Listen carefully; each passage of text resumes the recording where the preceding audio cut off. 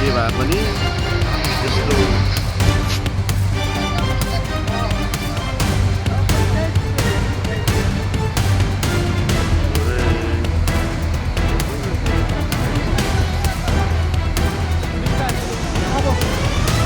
यो त कुल बिजनबारीको अब लाइफ लाइन बाटो हो यो हो यसरी चुडिएको छ यो एकदमै डरलाग्दो